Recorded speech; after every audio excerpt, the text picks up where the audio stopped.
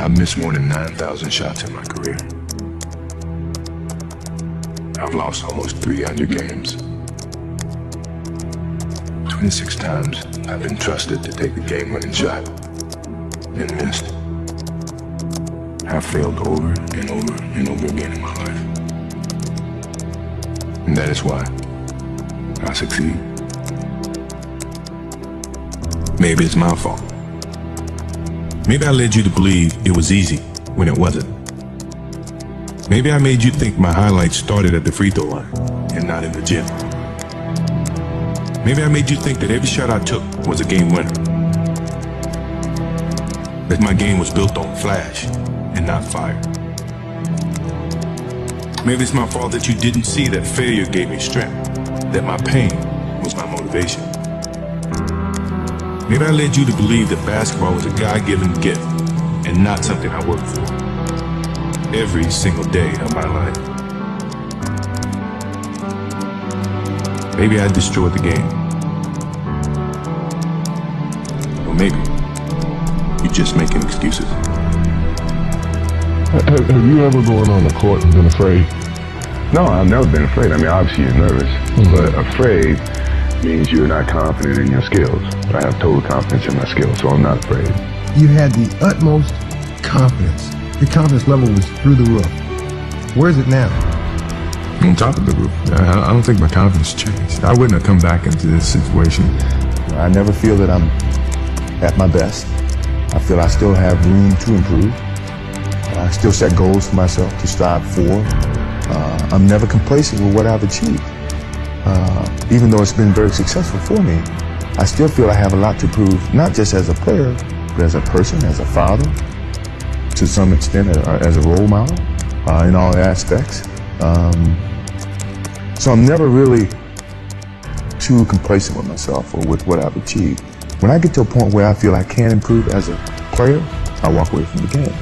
I still feel that I have a plateau that I hadn't reached yet in terms of my skills or my expectations of myself. I'm always going to expect myself to do certain things or surpass certain things. As long as I believe that, then my road to success is going to continue to expand. Sports is a tool that teaches, and it teaches you bad things. It can also teach you good things. It's how you perceive those things.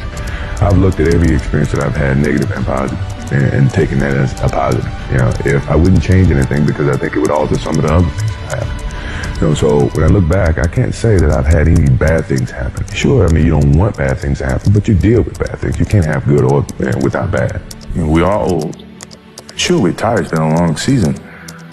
But mentally, we have a vision. We have a finish that we have to attain, and sometimes you have to do it when you're old and you're tired, and I think it's the test of your will to succeed when you have to deal with some of these negatives. And I'm pretty sure by the end of this playoffs, you'll see the old and the tired people were very, very young and strong mentally. I feel like I'm the most fierce competitor there is. I don't think I'm ever going to find something equal to the game of basketball for me.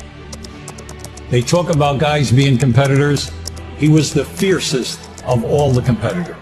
I know Jesus worked 7 days a week. On 6 days, he rested on Sunday, didn't he? Well, Michael Jordan played on Sunday. An assassin personified that had that killer instinct. I'm not sure people really know how good this guy is. Michael Jordan at his best, there's very few people on this planet that can do this. For me, Michael Jordan was a killer. It didn't matter. He wanted to come in and kill you. What motivates me is the unknown. No one knows.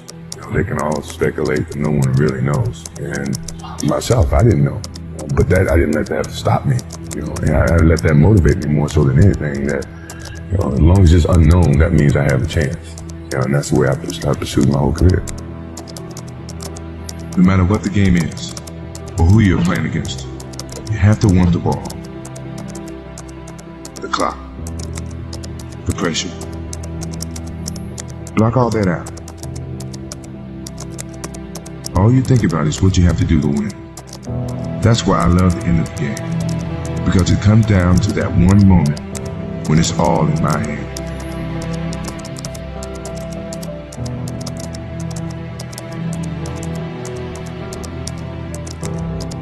I don't always have to hit the last shot, but I do have to walk away knowing I did everything I could to win the game.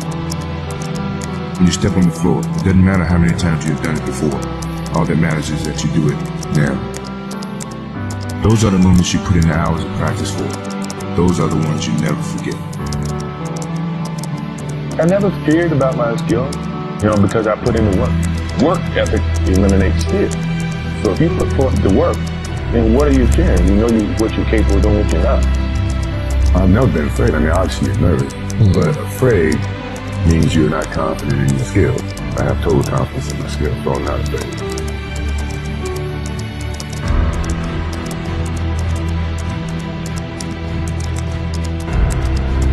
Be true to the game, because the game will be true to you. If you try to shortcut the game, then the game's going to shortcut you. If you put forth the effort, good things will be bestowed upon you.